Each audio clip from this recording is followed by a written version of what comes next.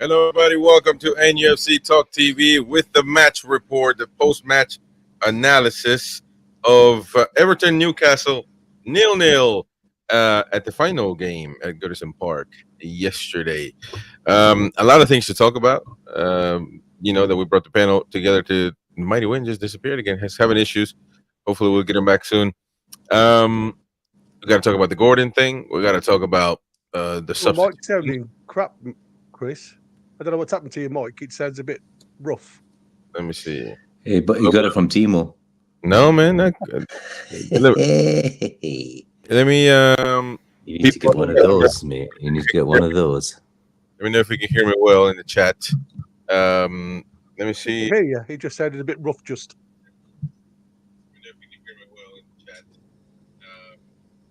We can hear him again now. He's got YouTube on. Yeah, he's got. Well, I'm listening and I'm I turned the volume on the YouTube to see if I sound good on YouTube. So not sure there what's going on. Better now. That's better now. But anyways, like I said, we drew away 0-0. So there's a lot of things to talk about. The Gordon penalty. Who was the decision making? Who made that decision? Was it the player? Should Eddie have told him not to do it? We've seen it in multiple games, multiple countries, multiple wherever that managers could change the executionist of the penalty, or could have been maybe that Eddie thought, well, let's give him that penalty and see what happens. If he scores, we're not talking about all this, but he didn't. We got to talk about what actually happened. The substitutions has left a few fans confused. Osula didn't get a single minute. We got to talk about that. The Mighty Win rewatched the game. He's not here. Hopefully we'll get him on. He watched the game 3 times, he said, and he has said that it was our best performance of the season. Don't know what he saw, to be honest with you, but we'll hopefully get him on and he can explain himself. And yeah, I mean, we're going to talk. Tonali came off. Harvey Barnes came off as well. Harvey Barnes was playing center forward at one time.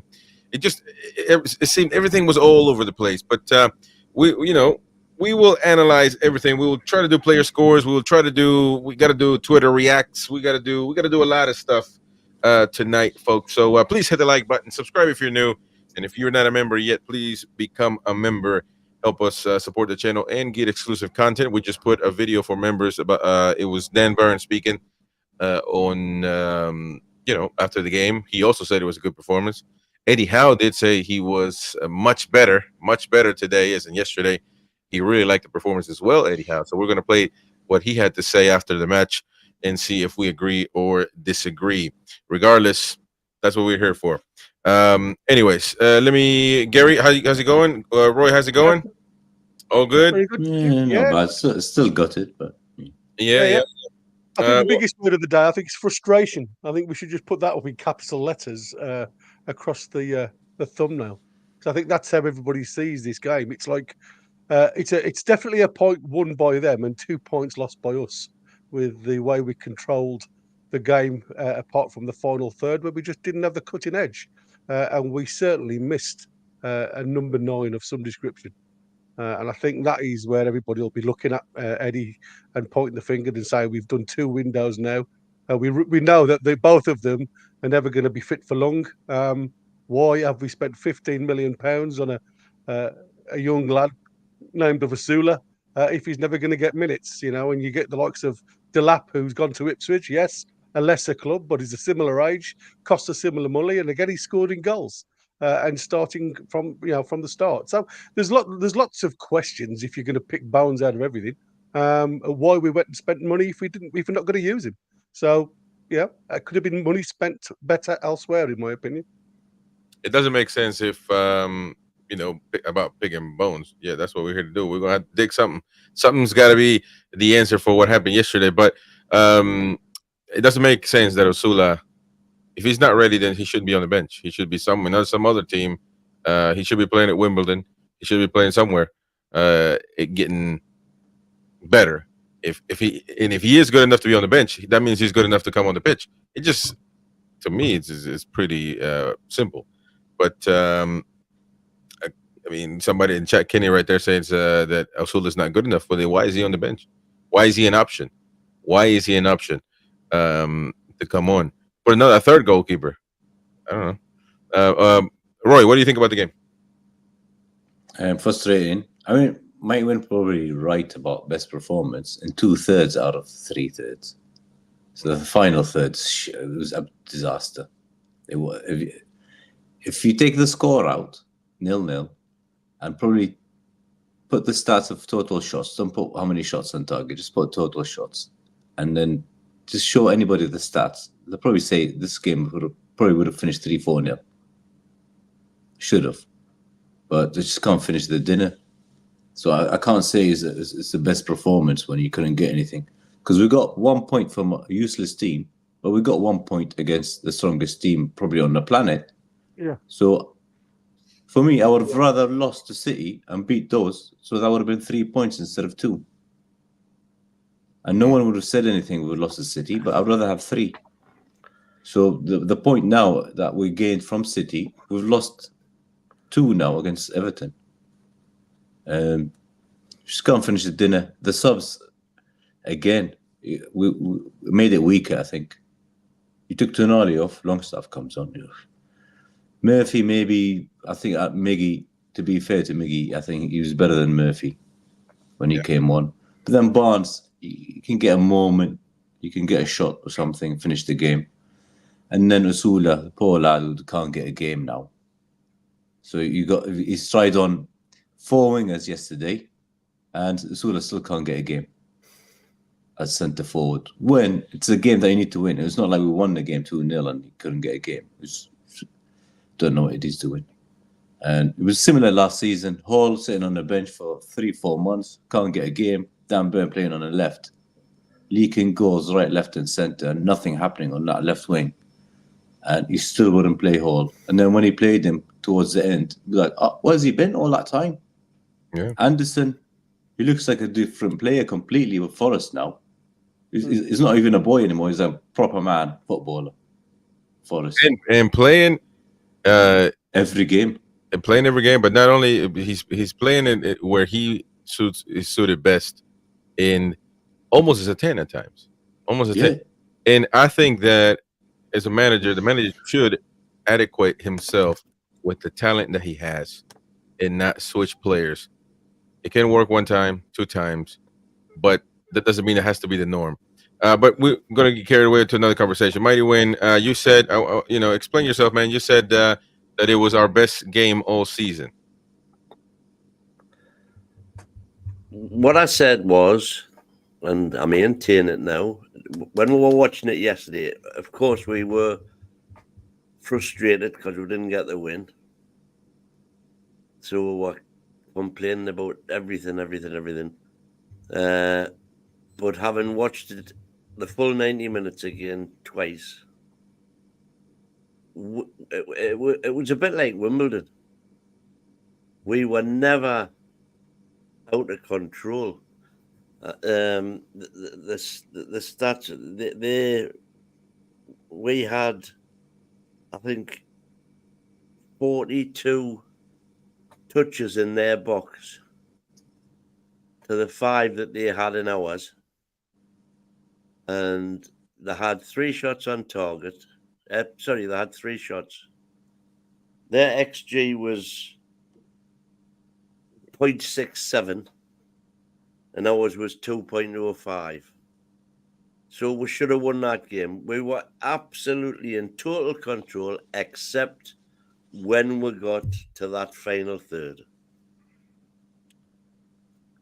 So it wasn't as though we got a point a day a la Bournemouth where we didn't really deserve the point. Everybody felt after the game that, it was it was 2 points dropped. Exactly. So there's absolutely it was 2 points dropped. But no way did Everton deserve to win that or whatever. So what I'm saying is, if you take the overall performance of every other game this season, it's the best we've played.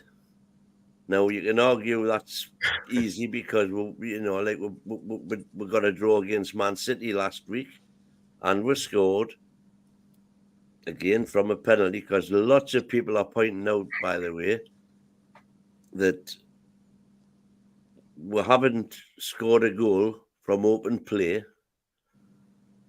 for 3.5 games now, nearly. Yeah. 340 minutes. 340 minutes, there you go. Yeah, about 340 minutes. And that is worrying. Yeah. Very, very worrying. But what I'm not worried about is that our midfield is now starting to control things.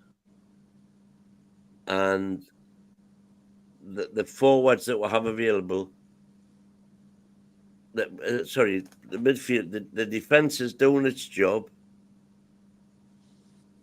And the forwards that we have available are just not up to the job in hand. We need a centre forward, and Yeah, but no. I mean, we need a center forward, but Isak has been playing. We haven't been. It's a collective thing, man. It's a collective thing. Again, it's just like blaming the amount of goals on the goalkeeper. It's not fair. It's the whole defense in front of him. When blaming the lack of scoring can't just fall on the center forward. It just can't. You're talking about how great we played. 14 shots on 14 shots for us, 3 on target. 3. 8 for Everton, 2 on target for Everton. They had a better percentage than we did by a mile. And I'm not saying that they play better. We deserve to win.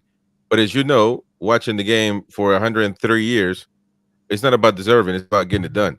And so we can't say great performance if we don't do it, if we don't get it done. My question to you guys is, how do we do it? How do we do it? Because it can't just be fall on the center forward. No, man, it doesn't work like that. Well, when Isak, all of the games that Isak has played, we haven't had the Tonali, Bruno, Joelinton midfield. And I think with the defence we've got now, with that midfield, and with be it Isak or Wilson up front. And by the way, let me just be fair, because he was offside. He was offside nonetheless by a foot or so. That doesn't change the fact that they did put the ball in the back of the net. And so you can, because of the rule, is well deserved. It is offside. However, if you just look at the play in itself, they did put the ball in the back of the net. We didn't. We don't do that, Mighty Way. And there were guys. I want you guys all of them to get involved. We don't. Name me the last time. You're talking about the midfield. Name me the last time, all three of you, that we created a play and we scored because of the creativeness of the midfield, of the wingers. Name me. It's all Barnes creativity. It's just goals out of nowhere. Fabian Shear. Like, when is the last time we actually created a goal? From none 0 this season. None. So you're forgetting J7's shot against Man City. You're forgetting. How is that? That's a ball that's bouncing there. But these were all on the end of excellent forward play, excellent passing movement, excellent teamwork. We just didn't finish our dinner. So what I'm saying is, go on, Gary. Collective. The collective is Eddie had set out a plan to obviously overpower Gardner, because obviously Gardner was playing out of position. Then you've got a 39-year-old Ashley Young, who isn't obviously young. He put all the emphasis on bringing Joelinton over to Harvey Barnes' side. Now, as much as that was a pro, in actual fact, it worked out as a little bit of a con, because it actually stopped any overlaps coming down that side. Lewis would come to 3/4 of the way up and then would have to go back because there was nowhere for him to run to. And you could see in passes of play where we could have dominated, and we did dominate more down that left-hand side because of the setup from from Eddie Howe was the fact that what we didn't have, we didn't have anybody coming in from the right hand side. We had no overlapping. And the reasons why I was getting frustrated with Tonali yesterday, apart from a couple of times where he passed the ball away, in actual fact, he made lots of runs, good runs, but he was taking up the spaces that was already given to another Newcastle player. There was a time in midfield where he actually took the ball off Bruno. Instead of making a space for himself to get the ball from Bruno and then move forward, he actually walked into Bruno's space, who was being marked, took the ball off him and then gave it back to Bruno. And it was like, hold on, why have we done that? And then he did the same with Murphy. You know, Murphy walked into the inside right position to allow Trippier to come up the wing. And then all of a sudden, instead of Tonali supporting the wing area, Tonali actually went and stood right next to Murphy. Now, as a 39-year-old defender, it's easy to mark if you've got two players there. And that, for me, was the frustrating part. There was very little connectivity between the midfield. And again, if you look at Brighton today, they went 2-0 down. All of the heads could have gone down. But the beauty of them today, in the second half especially, is they committed bodies into the box. And it doesn't matter whether you've got strikers on the pitch or not. If you don't commit bodies into the box, and we haven't done all season this year, we will never, ever score goals. At this present moment in time, you're trying to pick out one target that's being marked by 3 or 4 players. And the chances of him actually getting anything from that is nothing. And for me, the craziest part for me was at Wimbledon on Tuesday night, we had the tall player in the middle of the park. We didn't cross to him once. Yesterday, we had nobody to aim for, and they was throwing crosses in. And it was like, where's the tactics in that? It didn't make any sense. It was as if it was a little bit disjointed up front. And I know it was a tactic that Eddie tried to work, and he tried to overload on the right-hand side. But for me, unless you've got bodies being committed in the gaps that obviously with Joe Linton moving out to the left-hand side as you look, committing their right centre half out a little bit, creating those little gaps, those could have been executed a lot better if we had somebody that was willing to bust a gut and get into the half spaces. And unfortunately, yesterday, we didn't have many to aim at in the box. When we did aim to the back stick, where was Murphy? Coming towards the front stick. And it was like, where are you going? You've already got a player there. And that's what I said. To me, I didn't think Barnes had a bad game. But again, if you look at a lot of the stats out there, they've all put him below 7. And I don't see that. Yes, he didn't commit Gardner very often, but he did beat him a couple of times. He beat him a lot more than Murphy beat Young. And yet they've given Murphy a much higher rating on SofaScore. And again, I don't know what to watch sometimes. It's very confusing. Certainly, you know, he was trying to do his usual thing, but Everton was sitting too far back. I mean, he couldn't find the open space to just even shoot. And when he did it, he was blocked by somebody because he had so many players in the box. But what I'm seeing, even in the last match and now, I'm seeing a nervous Eddie. I'm seeing his substitutions coming out of a nervous man that really is not figuring out what he wants to do, because he makes changes. The first changes that he makes, he switches them, he changes them within 5 minutes to 10 minutes. He doesn't let the changes actually develop as much as they don't make sense anyway. Like you know, like you were saying, Gary, he put Barnes as the center forward and put Gordon on the left, and then Almiron at one point was on the right, and then he just gives that a little bit of 5 minutes, and then he brings in players and to put them in those those positions again. So like, instead of just making the one change to start with, you know, instead of taking out Murphy and putting Almiron, he moves players around and just wastes time. He did it against Wimbledon as well. I'm not sure, you know, like I said, I don't think Tonali had a good game. I don't think he had a bad game or a good game. It's just regular.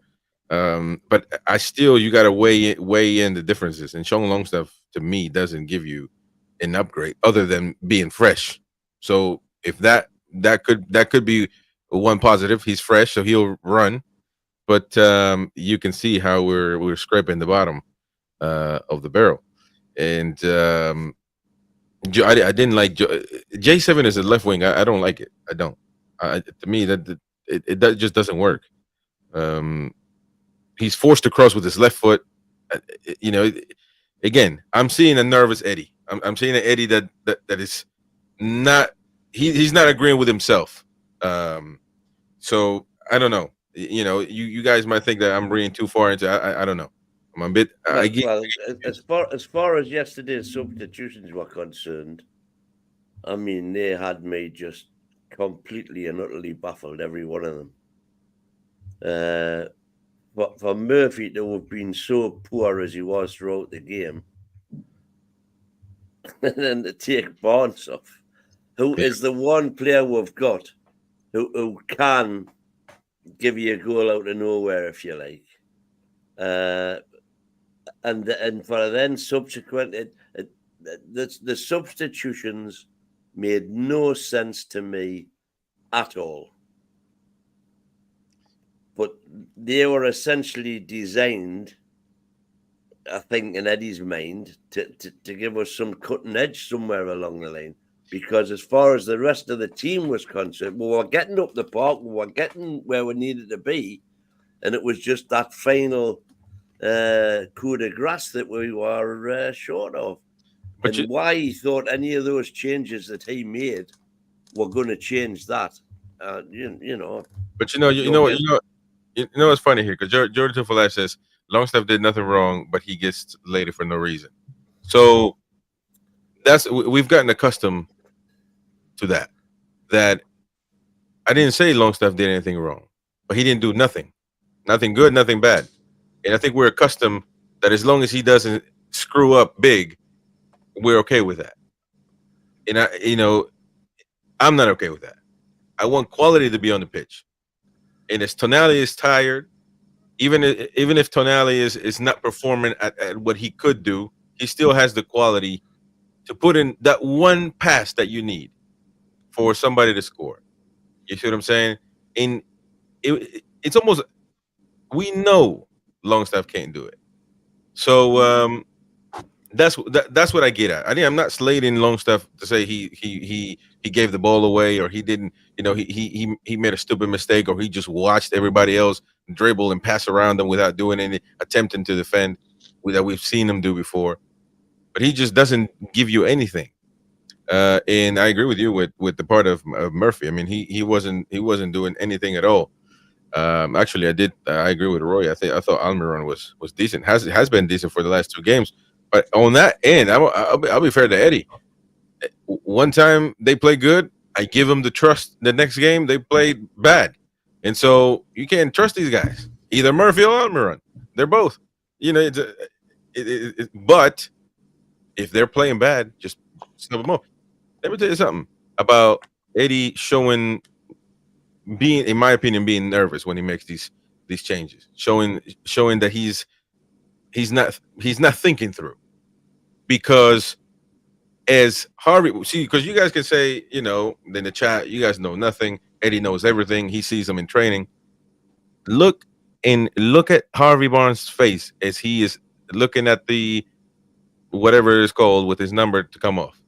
Look at his face as he's walking off the pitch. The dude is enraged. He's like, "You're gonna take me out." Well, you know, Murphy's still on the pitch and you're taking me off. It's frustrating, but it is. I think maybe Eddie. Well, they were the as I said in the immediate match reaction. They were the 2 things for me. The 2 takes.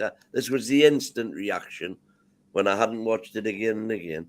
But the 2 moments were that first of all, the penalty. Should Gordon have taken the penalty?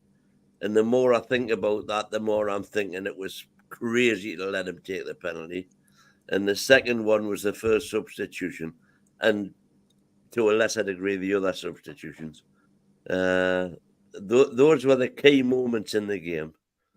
And you could argue that they are both down to Eddie, you know, because he could have put his foot down and said, "No, sorry, Anthony, you're not going to take this penalty." Do you think that Eddie has the personality to do that? Yeah, I too probably nice. think he does, but I think he likes to throw the dice, doesn't he? Well, he did it with Because Longstaff. that would have been a massive benefit had Gordon scored that, right? That's true too. Yep. The positives would have been fantastic. So That is it true. was a question of risk and reward.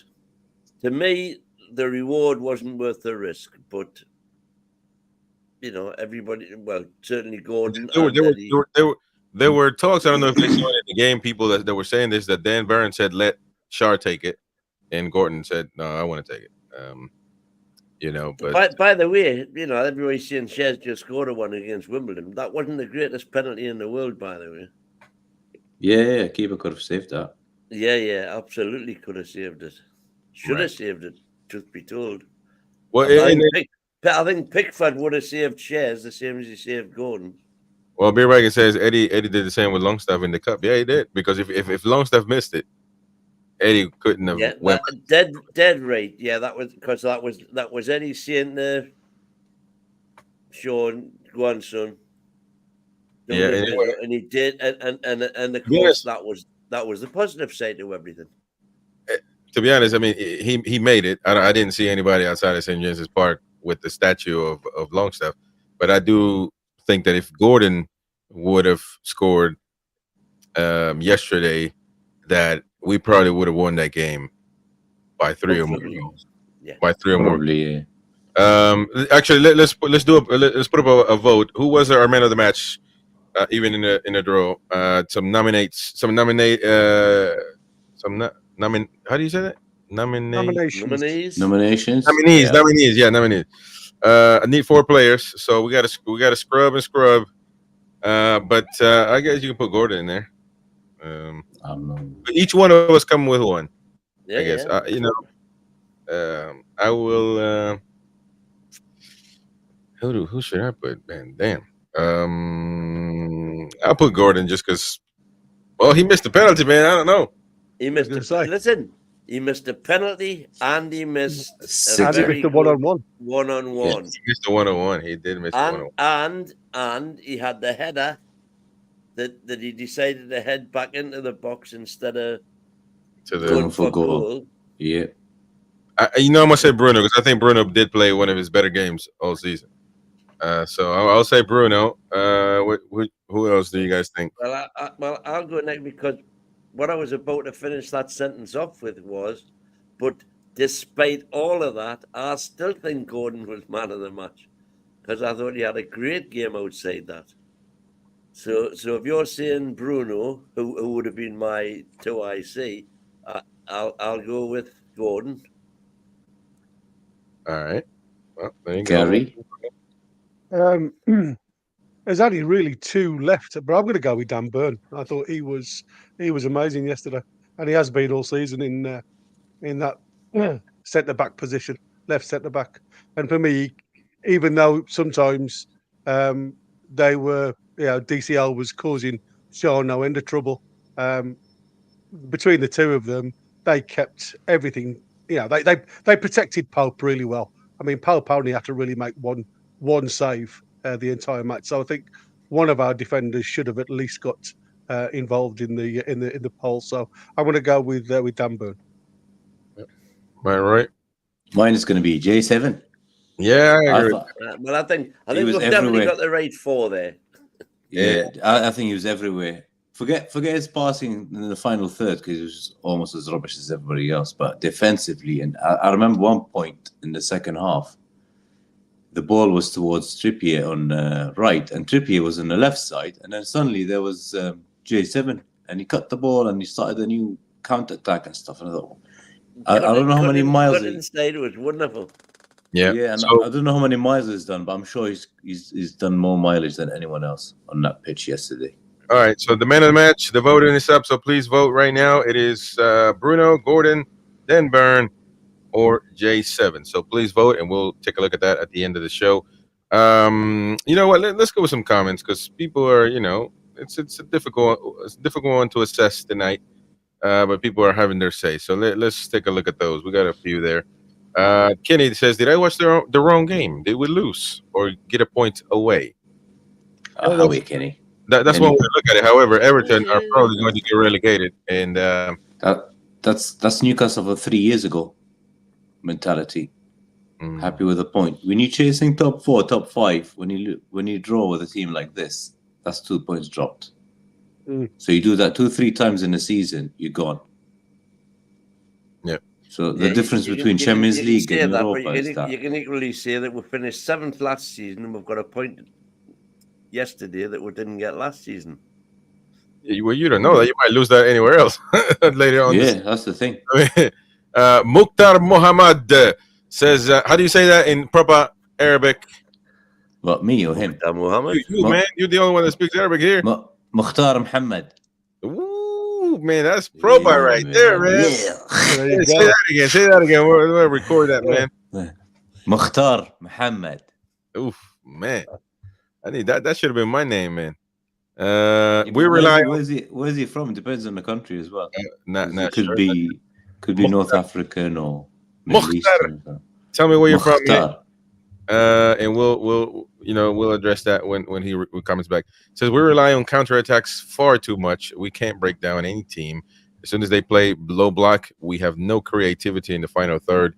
We are lopsided to our right side. We don't use the left wing, says Mukhtar. And then Stephen Harker says, Howe doesn't rush players. It took whole 25 games to start. Everyone said the same. He's developing Osula. Kenny says we could be Spurs fans. Well, they lost today, but do you? Come on, man. We were right.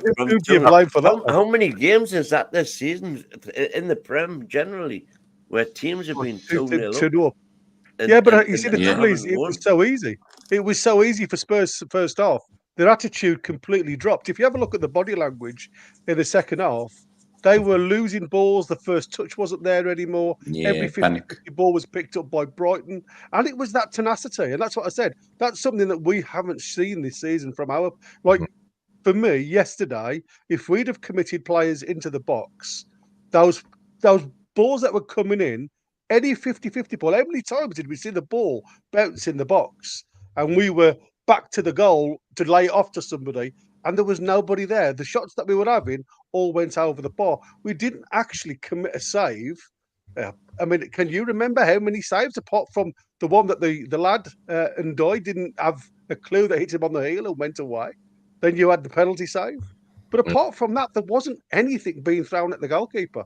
And yet a lot of players have put Pickford as man of the match yesterday because of his penalty save. Well, that's about the only thing they can celebrate. He's never had another save to do the whole game. Yeah. No. And we didn't either. So that's what I said. It was a spoiler game, if I'm honest with you. They spoilt it and to be fair, they were dirty. We didn't get any protection from the referee. If the referee had have given one of their lads a quick yellow card to quieten it down, it would have changed the effect of the game completely. And the problem is, we ended up having 2 yellow cards to their 1, even though they committed how many fouls yesterday? Coming in from behind. More. Ridiculous. Absolutely ridiculous. Steven says, Harbaugh, not about quality, about fitness. Hall couldn't last 60 minutes last season until back end. Osula will be the same, and the press leads from the front, not the back. Beer biking. Everton put the ball in the net thanks to another Murphy giveaway. Luckily, it was offside. That's 2 in 2 matches now. David Lee, welcome David Lee to the channel. Says, why did we waste 30 million on Osula? He's crap. It was 15. It was 15 or 30. It was. I can't remember actually. But regardless, it's 10 plus add-ons. Yeah. Isak been injured 3 games and played. Can't wait till he's 95%. He should be back for after the international. So there's no guarantees according to the report of Eddie. Back. Yeah. Steven says also we're playing good now. To be honest, Chris, look at these last 2 games. The front 3 will click. They've been rotated a lot. Well, another thing about that is, when Eddie makes those changes, he doesn't give it time. So he puts out of nowhere, and I didn't think it was a bad idea, to be honest, to put Barnes in the middle. I thought that if he stays outside the box, he might be able to find an open shot or just try to create something from there. But doesn't give it time. You can't. I don't understand why you make that move if you're not gonna give it time. Give it time, and puts Gordon on the left again. Which is fine. He played good there, but you got to give it time to changes. You can't just change and then do another change to those. That's what's making me think Eddie's not really trusting his own changes. So Kenny Tonali got an 8 in a lot of paper scores. James Cuff, Gordon versus Bournemouth was down to good midfield play and a great cross from Barnes. The Gordon penalty was won from a great midfield play and a great ball from J7. Steve, midfield was immense, to be honest. I thought the chemistry was 90% there. David Knight says, put Tonali in defensive mid. If he's tired, a tired Tonali is still faster and better than Longstaff. I can agree with that. He played yesterday. He played in the 6 alongside Bruno yesterday. That's why J7 was up on the left hand side. That's not slating Longstaff. I'm not slating Longstaff. Jordy Toon for life. It is what it is. He doesn't offer much, man. He doesn't offer. You got to keep the best players you can keep on the pitch. He's a passenger. Murphy should never start as Skinny. Well, with that, it's Almiron Murphy. You can't trust because they can't keep up a good performances back to back. So whichever starts, I guess whoever starts.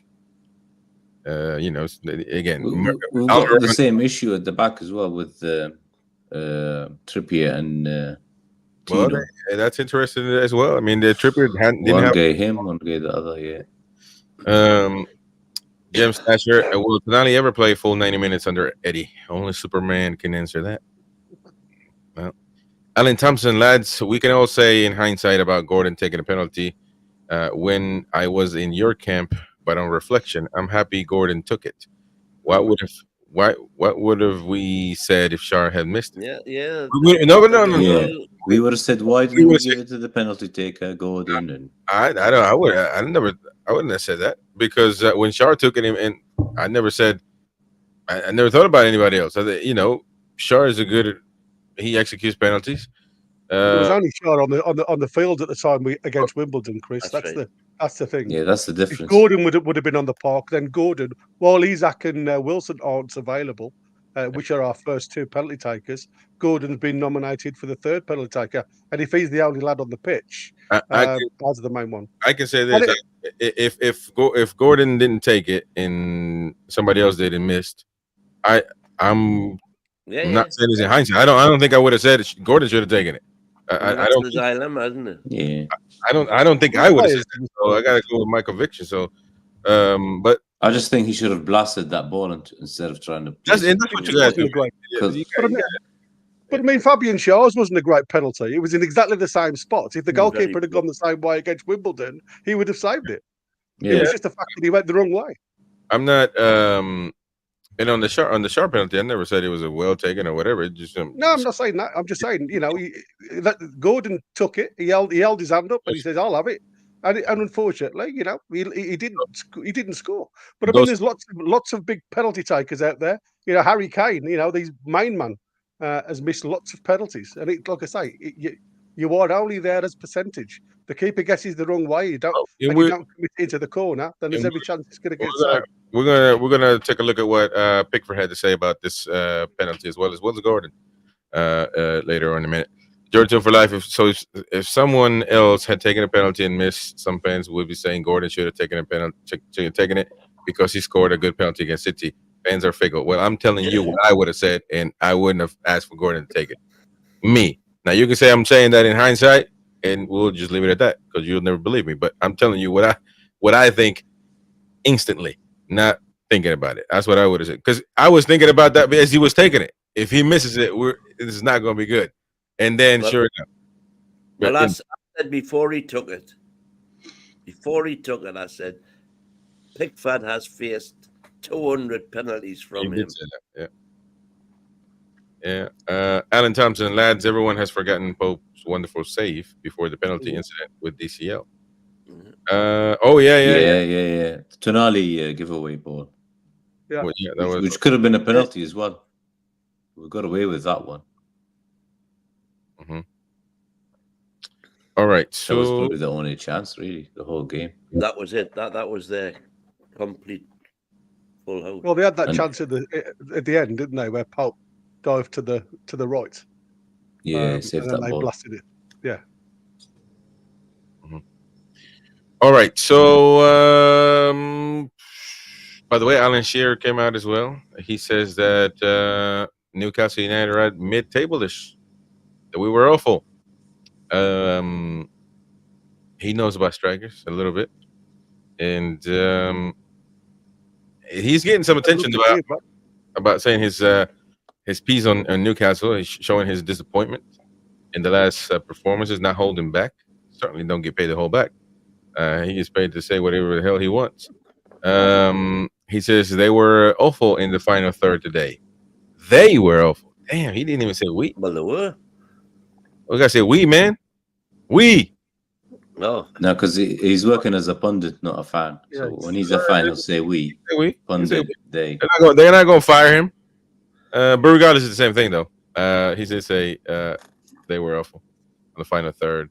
Their attacking numbers, he said, are very mid-table-ish. Ooh. But having said that, they are sixth in the league. He says. Seventh now. They've had Could have been ninth. Could He have also- been ninth, but luckily all the results went our way. Let me finish my quote because it gets misinterpreted. He also continues saying they've had no Wilson or Isak in the last couple of games. They need Isak fit if they're going to improve those stats, those mid-table-ish stats. Well, any thoughts now on Alan Shear? Comments? Well, it's self-evident, isn't it? You know. We're all saying it's I'll frustrating. never argue with Big Al. No, I can't. I cannot go. But see, there's an epiphany that Mighty Win is having that he can't understand it in the moment. He's saying that we've played our best game all season last night. If you told me that Newcastle brought the house down, shot 10 shots on target, and Pickford was man of the match, saved everything, you couldn't score on him. It was a brick wall, and I would shake your hand and tell you, man, what a performance. We just didn't get lucky. We couldn't score. We couldn't score. You know, God was an Everton fan that night, but we didn't even get close. How many? Again, we just showed this shots on target. I think 14 and 2 or 3 on actually, sorry, it's 14 on target. No, I would say shots overall, and then only 2 or 3 on target. So, and that's what frustrates people, isn't it? Because you know, and just going back to when people were saying about it took all 6 months to get into the team. Don't forget, we had people playing at left back already. We had cover in certain spots. When we're looking for Asula to come on, we've actually got no natural 9. We're playing people up there that are makeshift in these positions. Now people are going to say, well, Dan Burns is a makeshift left back. Telly's a makeshift left back. Yes, they are. I'm not saying they're not. But all I'm saying to you is when you're looking for a finished, to finish a game, when you're dominant for 3/4 of the pitch and all you're looking for is movement up front, somebody to get into the channels. If you're telling me that Asula can't do jobs like that, even if he doesn't hit the target, like the lads on the park didn't, we had Willett come on for 10, 12 minutes or whatever it was, and did absolutely nothing. He didn't contribute in the game whatsoever, in my opinion. So what I'm saying to you is, even if he comes on and doesn't contribute in any way, he's gaining experience for the next game and the next game and the next game. And this is what I said. After the international break now, you're potentially going to have 2 strikers back. So he's going to fall back to the 4th place striker. The lad may as well go out on loan, and he's going to get experience from that. I agree. I don't think if he's going to be on the bench, he's got to be of some use. But let's take a listen to Eddie Howe. He spoke. By the way, you can enjoy these post-conference thoughts and whatever the protagonists say on the channel, as well as the pre-match press conference. So anyways, let's take a look at Edward. Your thoughts on the result and the performance? Result?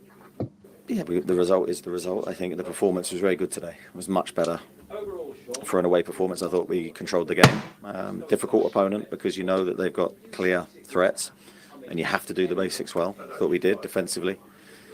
We were very good with the ball today, a big step forward in that respect until the final action, really. That final third was missing for us. But yeah, I think it was much more like a Newcastle performance from us. The final ball, as you say, the final pass maybe too hurried, but you still had a couple cleared off the line and of course a penalty saved as well. Yeah, we had the chances. They were there. I mean, Bruno's shot, I don't know how that doesn't go in.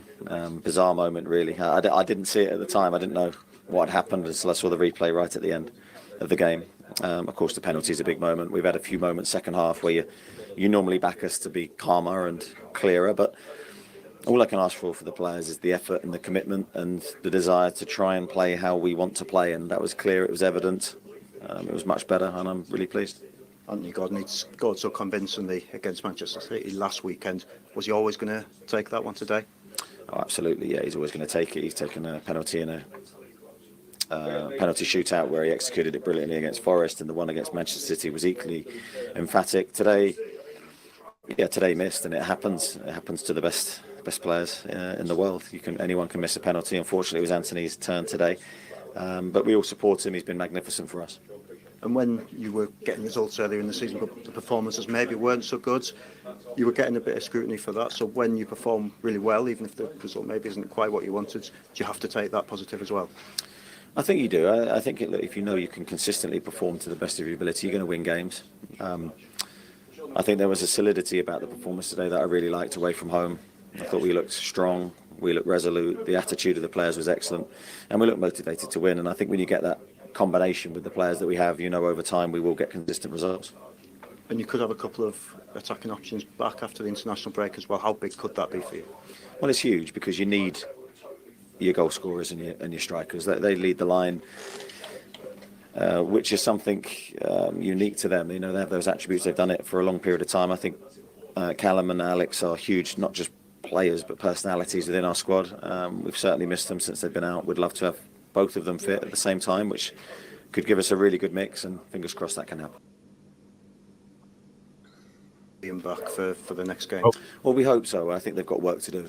It's never clear until they are training. Neither player's trained a day with us yet, so but we are hopeful with the medical team. That's sort of the plan at the moment, and let's see how the next. All right, that was Eddie Howe on the game. Oof, not to discuss there. I'm not sure how I take the, we were almost at the Newcastle way, in a good way or in a bad way, because medical team. Maybe we were the magic word. In the beginning, I can't take the beginning. We played a very good game actually. To me, man. Well, you see, I haven't watched the game with you yesterday. Yeah. I would have thought that press conference was ludicrous. But now, having watched it another twice, it's not so ludicrous because it was good. Well, but to your point, this is him right after the match. So imagine him now after watching the game a couple of times. He's probably celebrating at home. Well, no, it just probably means that he doesn't need to watch it 3 times to come to those conclusions because he's brighter than I am. He could see it after the first painting, as it were. Yeah, man. I'm not. You're not selling me that car. I'm not selling me that car, man. I'm not buying. I'm not buying that one. By the way, well, first of all, Gary, you got something there for us? Yeah, just to show everybody the main passing areas, and you can see, and what I was alluding to when I started, you've got obviously J7 up out over with Harvey Barnes occupying Garner, and he was trying to split the two. I could understand what he was trying to do by overloading Garner and hopefully Hall getting into the facts and the action on this left hand side, trying to split these two. But as you can see here, with the likes of Murphy, Tonali, and Trippier, weren't actually able to get anywhere near supporting anything that the lads on the left-hand side were trying to commit.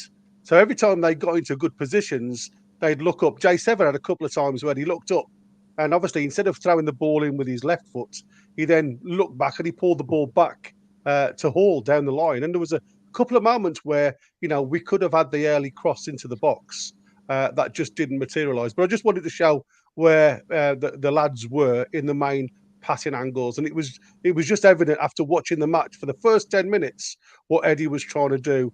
Isolate Garner, pull Tarkowski across a little bit to support Garner because he was getting overloaded all the time. By doing that, then they should have been gaps for the likes of Tonali, for the likes of Murphy to run into. But unfortunately, it didn't materialise. But there you go. That was just a little snippet on what Doesn't potentially that could have show happened. your pendulum very, very clearly? Well, I think if you haven't got options in the box to aim at, All the way across definitely. the back foot, and then between Bruno in the middle, and even in the middle, a slightly thinner line, but Yeah. Everton Left made to fun of right. us. Did Everton make fun of us? Let's take a look.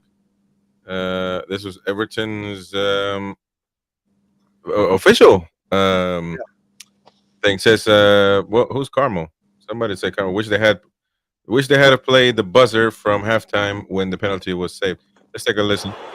And look who has the ball in his hand.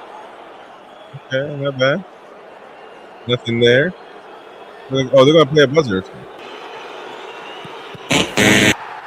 Okay. Well, there you go. Look at that. Look at the Everton. Look at the Evertonians. Can't blame them. No, you can't blame blame them. them. It's a little bit of banter. A little bit of banter. Yeah, To be fair, that could have really got them going because they celebrated that like a goal. And that's what I said. That could have really lifted their players up. And it could have turned. And it could have turned us. And that's why I said that's how tight that ground is. When you support someone like that, and we've seen it with us, when players come to us. And that's why I'm starting to think about Tonali at this present moment in time. I think Tonali plays really well at home. I'm yet to see him hit that form away from home. And I don't know, whether the pressure gets to him a little bit. Shouldn't do. But I don't think in Serie A, where he's played, obviously years and years of football, you get many grounds like you do with the likes of Everton, Fulham, where the crowd are actually on top of you. And I'm not making that as an excuse. I'm just saying sometimes you don't get the full effect of players. Even though I don't think he had a really bad game, I just don't think he was at his best yesterday. Mm-hmm. Because somebody was saying that there was a response from Carragher, Liverpool legend, about that tweet. But no, I didn't see it. I don't know what he said. But let us know. Gordon, they were all slating Anthony Gordon afterwards, and he made a comment about the reasons why that lad come up through your academy, stopped you from getting relegated a couple of seasons, and that's how you treat him. No wonder he left a shit club with shit back in and all that. He really did play into them without not without swearing, but that's what he was alluding to. The reasons why you left was you're a bad club and run badly. And everything else. And at the end of the day, this lad, gave you everything, even though he's a Liverpool fan. And I believe Carragher's an Evertonian by heart. Move over to the Reds, very much like Yeah, but he's a Liverpool fan now. Well, absolutely, he's a Red. But Anthony Gordon did come out and speak. He said, "Great performance, just couldn't put them away, and that's on me. Never easy missing. But you'll never, ever see me shy away from stepping up for my team. Thanks to everyone that traveled. Till next time," says Anthony Gordon. Well, at the end of the day, it's a penalty, so it is what it is, man. But responsibility, good on him. But on that, Jordan Pickford revealed, what that he knew where Newcastle star Anthony Gordon was putting his penalty after the Everton keeper produced stunning save for the Toughies. He said, "I watched the game last week, and he reversed it against Ederson in the one before he went the same way. So I fancied him going the keeper's left. So I said, I'm going to go the keeper's left, which I did." Pickford told Sky Sports. I always well, stuff like this, I always put myself in that situation. Why would you think if you're? I mean, I've shot penalties before, like anybody, of course, but not with that pressure. But regardless, I mean, you still want to score it. So what would you do? What would the natural think? I don't think I've ever looked back and said, "What did I do 2 matches ago?" And maybe in professional football, you probably have to worry about that because everybody's really taking a look at what you did the game before, etc. So I don't know. I don't know if that helped him, but he did find a pattern, I guess. For me, it was straight down the middle every time. Yeah. That's Yeah. any penalty for me. Never missed a penalty, and I went straight. And I never used to whack it. I always used to make sure that it was always on target, but it was always straight down the middle because the keeper are always going to move for you. Very few keepers stand still. Yep. Well, Ultimately, You're always going to get one that does, and you look at right twit when it happens, but you always make that gamble. So I always used to pitch it down the middle.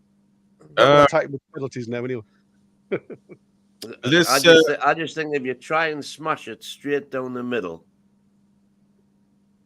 you're never going to be that. If you're hitting it hard, you're never going to be that accurate anyway. So it's going to go slightly one way or the other, and just put it, man. Get your laces through it and hit it. All right. So Sean Dyche, though, is showing some frustration after Everton were not awarded a penalty. Did you guys think that the penalty that could have went for or against us on Dan Burn was a penalty?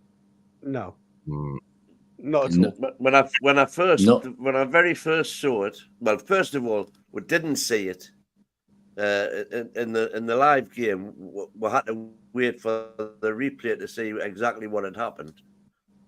And on first glance, at normal speed, it definitely looked like a penalty. But as soon as you saw the angle defining exactly what had happened, it was no way wasn't a penalty. Right. Rory Jennings thinks I mean, it's after it looks. We had one went for us very similar, but not the same for Anthony Gordon. Because if you remember, Anthony Gordon put his foot in front of the ball and he got kicked from behind. I think against Palace last season. That was right, yeah. That's right. Where this one was totally different because it was Byrne who got his body in front of the ball and player just as he went to strike it. And he actually kicked Byrne through the back of the leg. So totally different penalty awards, if you like. So, no, it was definitely not a penalty.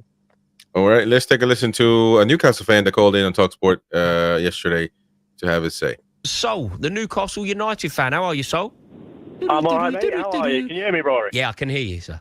Happy days. Yeah, I just wanted to go back to the penalty shout, and it's not to dwell on it, but when you're saying it was a stonewall penalty and it was black and white, the only thing that was black and white was definitely the mags in the stadium. Wait, you're talking about Calvert-Lewin's penalty here? Sorry, yeah. Wait, so you're not going to say it wasn't a penalty, surely? 100.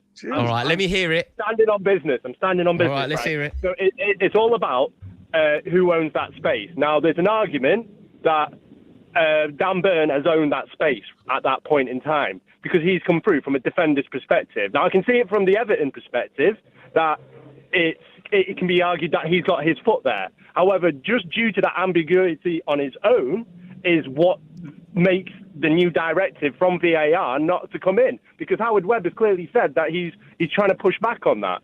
So to say, on one foot, ironically, and no pun intended, that's going to be a stonewall penalty, I just don't agree, not especially with what he's trying to say and move forward. So I can't say.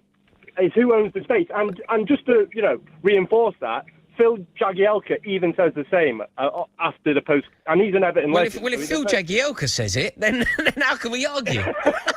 Mate, there's no debate anymore, everyone. Don't bother calling in. Phil Jagielka has spoken. Hey, look, I'm not going to say quote unquote, but he's pretty much said on, he's a defender. If you're in a defenders union, then you're going to say it's not a penalty. If you're in an attackers union, you're going to say it's a penalty. So my point is that ambiguity on its own, and with the new directive, you can't give that as a pen anymore. You know what I mean? There you go. Interesting. Look at Soul. Shout out to Soul, man. You never find us, man. He's having our back there. against Rory Jennings, who's A twat. Yeah. but An argumentative little swine. all right. Can't So stand us, man. He'll never say anything nice about Newcastle. Talk Sport know that if they say something anti-Newcastle, it'll automatically guarantee views and shares and you name it. Click, Phone click. calls, yeah. Phone calls, which, by the way, you're paying fortunes for. And they've got the right twat on the show. The fans paid to call into TalkSport. Yeah. You have to pay for the phone call. You have to pay for and they keep you waiting. You keep you waiting for like 20 minutes.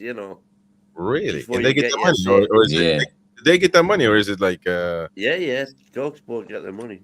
Wow. I called once from Qatar, and after 3 minutes, I thought, you know what? I just hung up here because You already paid, man. yeah, because I'll pay double here. Yeah, So I just hung up. I've done that a few times, which is crazy when you think about it. You've rang in, you're paying money, and then after that sort of 4 or 5 minutes, Listen, man. this for a game of soldier. James Cobb says, I quite like James, to be fair. Probably the only one here. He was very complimentary about us when we finished top 4. Look, I respect everybody's opinion. Simple as that. And now he was joining the bandwagon. I think most people were complimentary when we finished top 4. And then they didn't like it afterwards because they're like, wait a minute. And then they didn't like it afterwards. Exactly, aye. It was all a piss take when we had all the injuries and stuff last season. KW Win knows all about them 0, 8, 9 numbers. Yeah. And 3, double X, all the X's. Jordy says Chris is our Rory Jennings. Now, well, I've called Rory Jennings. I've been called Simon Jordan. Listen, if I wish I was getting paid like they did. Humpty Dumpty. I do it for free though. Sean Dyche was showing his frustration, but it doesn't matter. He needs to look inside because his team is going. That's all he can do, man. Just park the bus and hoof it. To the bottom, ladies and gents. Let's check out Twitter. Okay, you guys want to do that? You guys want to check out Twitter Reacts?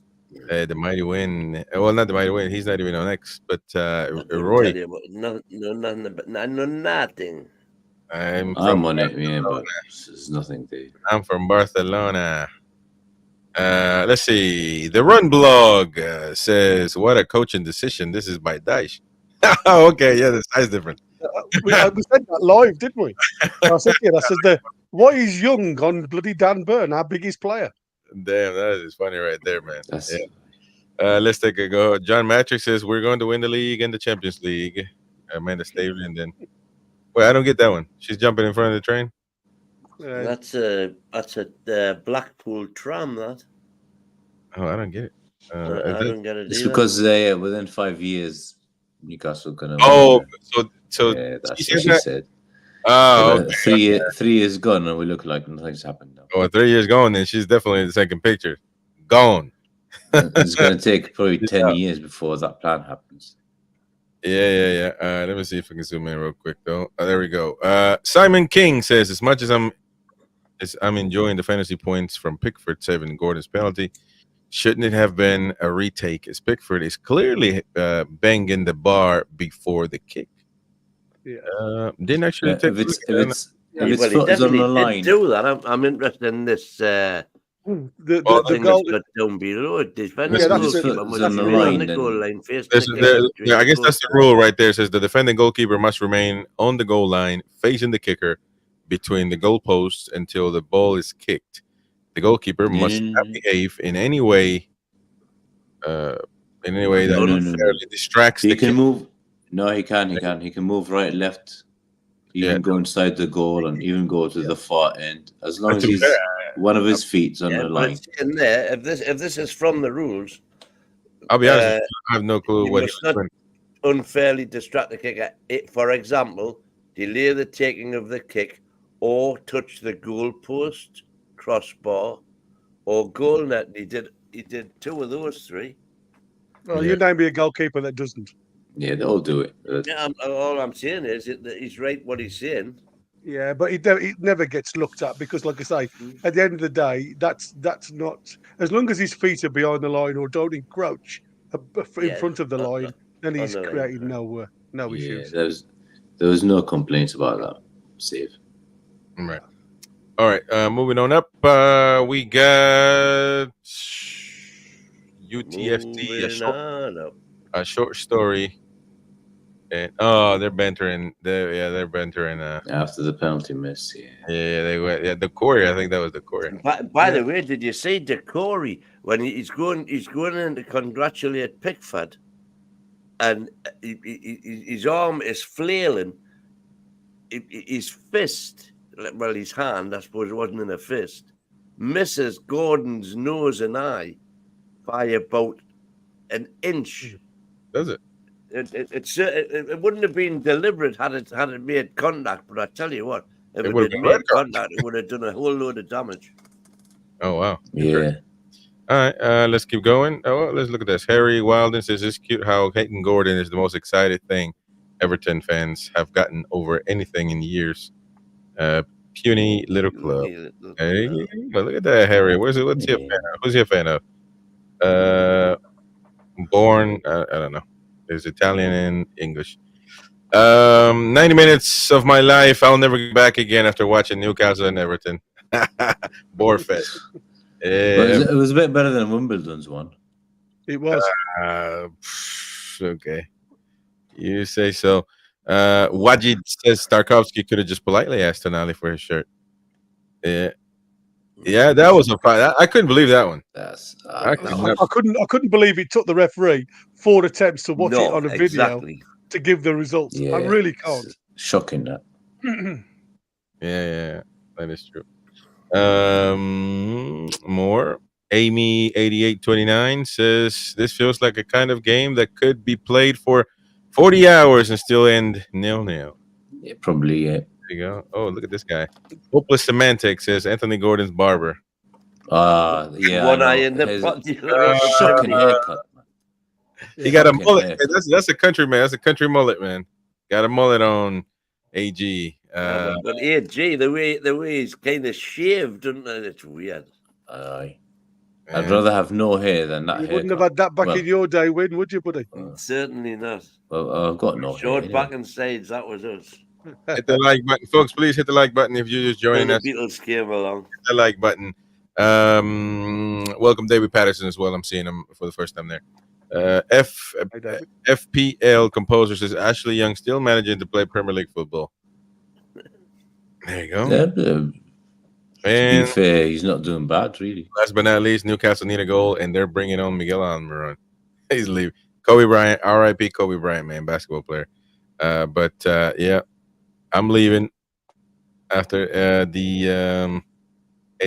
Well, to be fair, Miggy wasn't as bad as well. I thought Miggy did really well. Bad. He wasn't as bad. No, he was trying to get in behind. I mean, if that ball from J7 was in front of him, I think he was through on goal himself. It was the fact that the ball that played by J7 was behind him. He had to take that first touch. Then the challenge came in. It was too much for him to do at that point. But I thought he had a really good game. I thought, to be fair, apart from Willock, I thought all of the players had a very good game. I didn't think it was a bad game. It was just frustrating that we couldn't break down a very, very poor Everton side. And I think that is where everybody gets a little bit annoyed with. It's because, like I say, they just offered absolutely nothing. Their only outlet was DCL, who I thought was a very, very good, as he was so isolated. He run that front line like you wouldn't believe, and he caused Sean no end of trouble. If we'd had DCL in our team, it would have been a... Would have smashed them yesterday, yeah. You're talking... It should have been 4, Roy. If you think about it, Yeah. we should have been 4 goals clear yesterday. There's no way on earth that you can't look at that game and dominate it for so much and not come away with just a point. It should be definite 3 points and at least 3 goals in the bag for you. Mm-hmm. Yeah, well said. Let us. Oh, there's Betsy right there. Roy commented with Miggy. There you go. I've got no problems with Miggy. He's just useless, but yesterday was good. I hate to see you being his enemy. Longstaff is same shite as normal. Well, Invisible, Captain Invisible. Foxy, who's on that last one with Miggy abuse on Twitter? I'll make sure to reply to that one. Says Dying Breed _ See, there's still a lot of Mickey love out there. Oh, look! Listen, I think Miggy is a talented young man. If we play with a 10, he could have an option to play. But then you got to take a midfielder out, really. But he could do a better job, I guess. You could sub him in. He could be a regular sub. I don't have an issue with that. If we'd have gambled yesterday and maybe said to J7, go and sit in the 10 slot, like McNeil did for them most of the day, was non-existent, if I'm honest.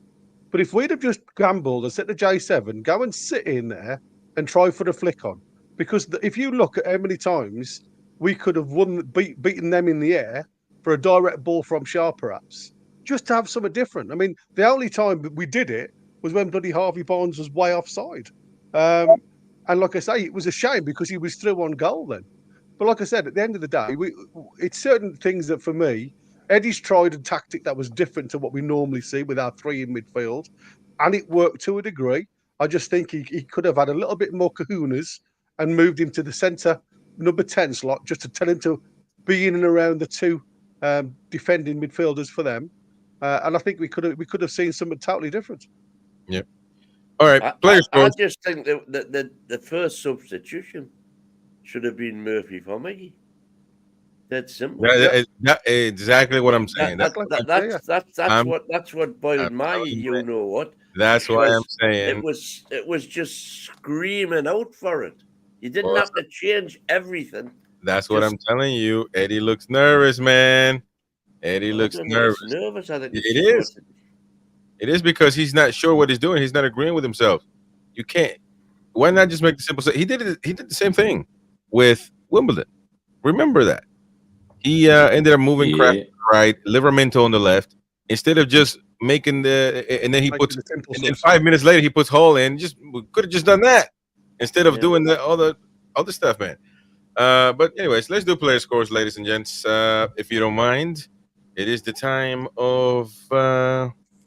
To get on the time of the season and get there was a little bit of a fight there between Forest and Chelsea, wasn't it? A little brouhaha, as we call it in American sports. Anyways, back to what do you say, Mighty Win? Back to the shop, back to the barn, back to whatever. It's the American phrase you use anyway. But it was back at the run. Back at the run. Was back to the something. I forgot what the word is. Yeah. Anyways, let's do Nick Pope, and I want people to get involved as well, please. If you're in the chat, I want to know your voting. What do you think? Shout out to Waldo back in the chat. David T, where you guys been, man? Come on now. So we'll read your comments later on, but I want to know your scores. So, Gary, what about Pope? 7. Class save down to deny DCL a goal and a much needed clean sheet for giving him confidence, if I'm honest, because we have been a bit leaky with the odd goal. So yeah, 7 for me. He didn't have a lot to do, but what he did, he commanded the box well, and some of his distribution obviously wasn't great going long, but it was good where we needed it to be. There's always a couple of moments with I love it when he gets the ball and he's being closed down. It's like, ooh. But yeah, he did okay. He did okay. Yeah. Right. Yeah, I'll give him a 7. I mean, if he had a quiet day and then that was save of the match, beside of that penalty, that was the save. So yeah, I'll go, distribution is a bit better, a bit. So yeah, I'll give him a 7. He kept us in the game really after that mistake from Tonali. Yeah. Okay, my win. And the same for me, a 7. Yeah, but much as what everybody said, I still worry about his. In fact, it was noticeable. We commented on it during the live that. So just so you guys can see, I'm trying to think who it was. He definitely decided, I'm not going to pass it back. So that's his distribution. Everything short went green, as you can see. But everything, I mean, even out here, look, when he's commanding the air, commanding the short stuff. But every time he went long, nothing at all. So yeah, which keep it short. Which is what we know. Yeah. All right. Yeah, good stuff. Okay, so the next one is damn, why does this thing keep switching on me? Dan Burn. Dan Burn. What do you think, Gary? For me, best defender for us. I've got to give him a 7. Great running battle with DCL. Second week in a row, he's performed well against a physical striker. Solid with no nonsense. Won virtually everything in the air. So yeah, 7 for me, easy. Okay, Roy. Yeah, 7 as well. Solid.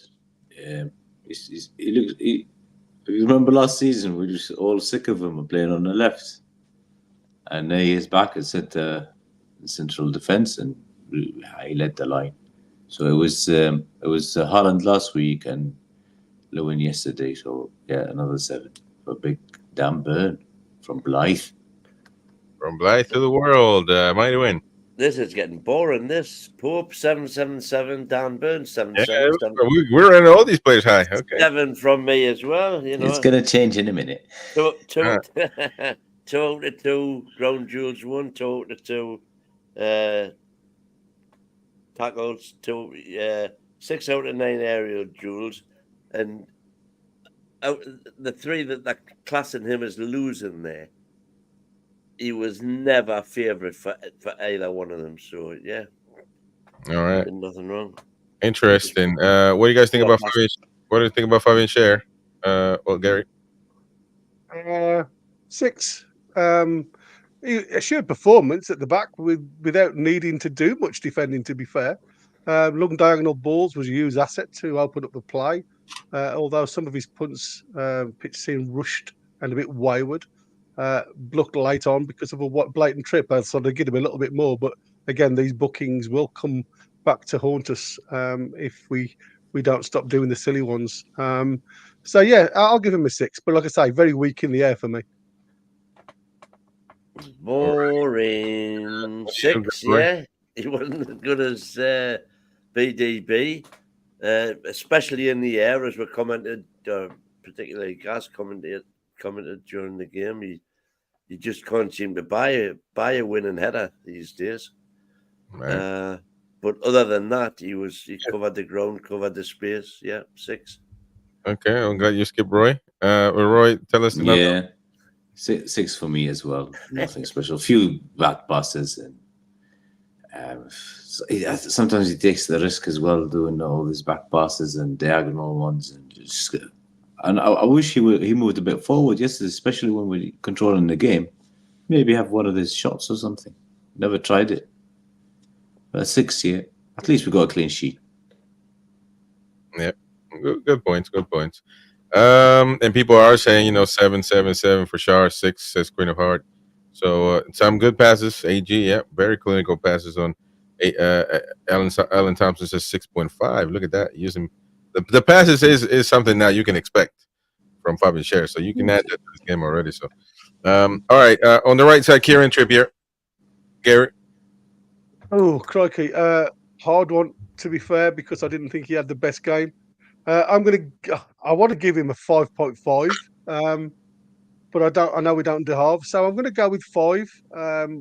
He really didn't handle and die very well. Got beat a couple of times because, again, he made the decision to go and tackle, very much like he did with Grealish, and got beat. Luckily, Ndai didn't do anything too worrying afterwards. And again, we get to talk about match fitness. Another injury, muscle injury, potential hamstring that's gone. So he could be out for a few weeks now. So yeah, I'll give him a 5. All right, go Roy. 5 as well. We're all on the same wave. 10 corners yesterday. Most of them rubbish. Set pieces are gone. He never crossed the ball. Probably one of the reasons we're not doing much up front. I don't know what's happened to that. The triangles and all that stuff they used to do, him and Bruno and Longstaff and Miggy. That's all gone now. So I think he's getting older. If a 31-year-old is not as good as a 34-year-old. That's what's happened. Yeah. So unfortunately, the legs are starting to go with him. Yeah, just 5. I think Eddie just used Tino. Doesn't matter. He'll learn. It's Justino. A lot of people giving I Niles. mean, we've got. You know what's weird? We've got Dan Burn, biggest giant in the league, and you just can't deliver the corner to him. 10 corners yesterday. When was the last time Dan Burn scored from a corner? A long time. We don't score from corners anymore, man. Well, I've been doing some homework on that, and I'm going to give Trips a 5 as well, because he's cornered the two games, City and Wimbledon. Trips didn't take the corners. Gordon was taking the ones from the right, and Hall was taking the ones on the left, and they were proper corners. We still didn't score from them because we've now got 159 corners without a goal. Now that says to me that that's something on the coaching staff that needs addressing. When we have got somebody of the, because Roy has just said there, when we've got somebody of the caliber of Dan Burn in the middle, and we can't hit him, there's something the matter. And now I'm back to my old chance that I used to do in the Pardew days: score from a corner. We never score from a corner. You remember we went a season and a half once. 524 was Pardew's final count, which is just crazy when you think about it. But we're getting up there now. Yeah. You know, and by the way, the last corner we did score from, in fact, the last two corners we scored from were not, crosses. There were training ground moves where we passed it, trips back, and then trips from a different angle, putting it in. So strange that, right? All right, let's move on to the left side. Lewis Hall, Gary. I'm toying between a 6 and a 7, and unfortunately, I'm going to have to drop him to a 6 at this level. Being a talented young player as he is, he blows hot 1 minute and cold the next. And what we need is we need consistency. Now, I know he's going to grow into the game, but for me, the first 10 minutes that you had Harvey Barnes hugging the wing, you had J7 in the inside left position as you're attacking, and he played the ball in between the two of them. And you're like, if you can't pass a ball to feet at that point, then what are you doing? So he did grow into the game a bit more as the game went on, but he did start the first half really, really sloppy. Gave a couple of silly balls away, but he did improve defensively. They moved in, Doy onto him at some point in the second half, I think it was, to try and challenge him because he'd been a younger player, and he did okay. He got beat once or twice, but he did okay because he got back into a defensive area. But for me, he could have done a lot more going forward. And the end product just wasn't there. He didn't commit himself. He went so far up the field, but then he'd stop and then go back rather than making the options. And like I say, sometimes, even if you don't get the ball, you've got to continue those selfish options just to move defenders around. And to me, he stopped doing that yesterday. All right. Roy? No idea what's happening, but 6 as well. Yeah, few times he should have crossed early and he didn't, and he cuts back and passes it Joe Linton or Barnes, and so just cross it, man, send it in the box. Sometimes I feel that he keeps the ball a bit longer, and he could have had a shot as well in the second half, but then he just stopped, and then he passed the ball to no one. It was going towards the corner flag, and then I'm not sure it was there. I'm not sure it was Barnes or Gordon when he was swapped to that side. He's going to grow. He's good, though. He's good for the future. So I think he should start every game now. He's our left back for the next 5-6 years. It's just going to get better. But yesterday, he's just a 6. Yeah. All right. Yeah, I think a 6 could be fair. I'm going to give him a 7, though, for the last 20 minutes. He really came into his own in the last 20 minutes. And started giving us a bit. And unfortunately, we didn't have it in the box. But he started working the line with J7 and whatnot. So I'll give him a 7 for 6 for his overall, but 7 for the last 20 minutes. Okay, midfield. Alan Thompson says whole 6 as well. Learning his trade. There you go. Bruno Guimaraes, captain. For me, 8. Always available, in possession, heartbeat of the team. Always good things come through him. I was a little bit sceptical of he did exactly the same as he did against Fulham yesterday. Luckily, Tonali was there to bail him out, where he actually took the ball on the volley and cleared it out just from outside our penalty box, which wasn't great. But I did think he did a really great role yesterday. But he does have a tendency to hold on to the ball a fraction too long at times. But he did some great counter defensive work when Everton tried to counter-attack us. He got back into the half spaces and stopped the passing values. So for me, he was a good player, our best player yesterday, in my opinion, for how we tried to connect the back four to the forward line. And unfortunately, he just didn't really have much to aim at up front. All right. Would have got a 9 if he'd have scored that goal with his left foot. Yeah, that's true. Right. I was fine. Probably his best game this season. So I'll give him. I would have given him an 8 if he scored that ball. But it's like a bit of technique and calmness. What did he do? I just scuffed it. But beside of that, perfect, good game as well. And he's keeping the ball less now. Or that game, because I hate it when he keeps it and then they try to get the ball off him and he dives. And sometimes it's a dive and they take the ball and play on.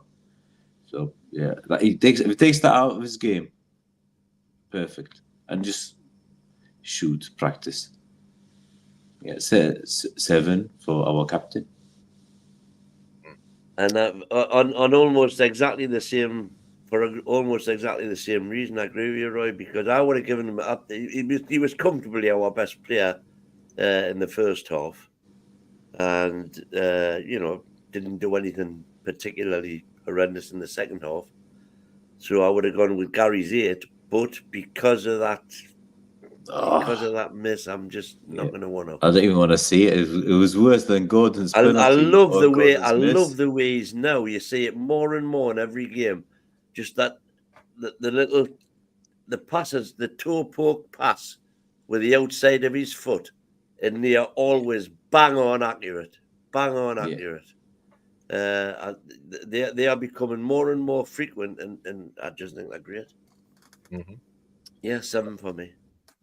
Interesting. Okay, so Bruno, I thought I agree. Bruno did really good. Well, to me, one of the best performances. Joe Linton. Gary? 7. Energetic performance, some great runs in behind defence, caused Everton problems all day. Slowly getting back to his best physically, I think. But he did lack quality in key areas, few poor passes, weighted passes, where I think, like I've said from day one, as much as I know he's our general and breaks up play, when he goes up top to be one of our link-up players, he just hasn't got that quality, that first touch, the likes of Tonali or Bruno. I would love to see Bruno in those areas, if I'm honest, because we all know he can pass a ball to, he can thread the eye of a needle to a degree. But we know in this system, he's never going to get that opportunity. But for me, he did really well. Energetic performance, covered nearly every blade of grass on the left-hand side. So really good. All right. Right. He's my man of the match. He's like you know what he is? He's like a Ford Mustang. V8, amazing in a straight line. But go on a track, it's fucking useless. And it's the same. You can't control it. A bit of oil on the street and put your foot down and see what a Mustang would do.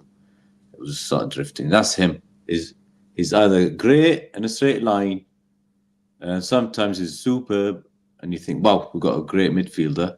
And then sometimes he's got a foot like a rhino, can't stop the ball. It bounces off his foot, like a proper rhino. So yesterday was good, and it's almost similar to the first game against what was it first? Southampton, was it? Yeah. It was very similar.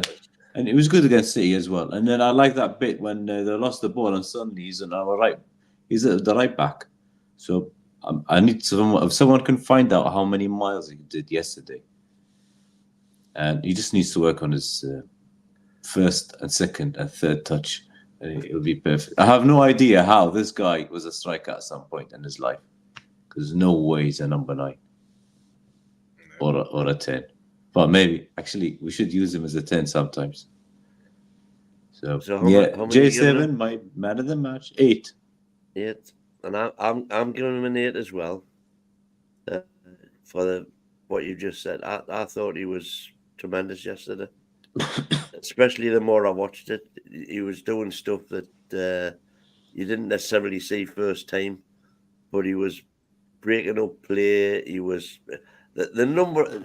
I think it was 6 times I counted when he, the way he just Kenny Dalglish just gets the ball and shoves his arse into the opposition player, and literally motors away with the ball, motors away with it. Yeah, very good. 8 for me. Ford Mustang. 8. Sandro Tonali, the next one. I'm going to give him a 6. I didn't think it was his best game for us so far. Surprisingly sloppy in position. Never really quite got to the rhythm of the game for me. Again, I love the fact that he can do the one-touch football. I just think sometimes it puts us into jeopardy by doing that yesterday rather than taking a touch, because there was loads of room in times where he could have actually just held onto the ball and run into the space to draw Everton players onto him. He just decided then to do the one-touch pass, and a couple of times that one-touch pass didn't come off. And like I say, I think just again, I don't know why he does it more away from home. It could be the fact that he's still trying to get used to playing away from home, because he works off the energy of the supporters. But for me, it wasn't his best game, and again, runs into the same position as some of our players already that are in there. I alluded to Bruno, and I also there was a couple of instances where he played in the same channel as Murphy yesterday. So one defender marks 2 players, and it doesn't give the likes of Trippier, who again had a bit of a poor performance. But if somebody was to offer him an outlet, then that performance could have been better. Yep, interesting points. And I do agree with, was that Georgia for life? Yeah, I couldn't believe it. That was brilliant. But yeah, man, Mangala couldn't keep up, and he was coming from behind. Whoa! Yeah, man, unbelievable. That Mustang down the wing. All right, right. Tonali, 6. Probably would have given him a 7 or 8, but that pass towards the end when the end. They almost nicked it, and I've never seen him do that before. So same again with that ball that Bruno was controlling, and he just went and took it off him, and it's like, why don't you just run into a space or something and then pass you the ball? So it's some weird stuff. Maybe he's trying too hard. Not sure. So still good, still better than Longstaff, even on his worst day. But yeah, not a great game. But I like him and Bruno doing the 6 together. So so it's like 4-2-3-1. Double pivot. Yeah.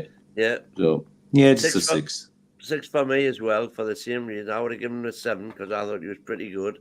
I didn't necessarily agree with Gary during the commentary that he'd given the ball away as many times as Gaz thought he did, and that's been, watching it again. I think I'm right. He gave it away a couple of times, but anyway, again, he loses a point for that suicide pass towards the end. Right. Okay. Well, next guy is, we're gonna move forward. Harvey Barnes. I gave him a 6.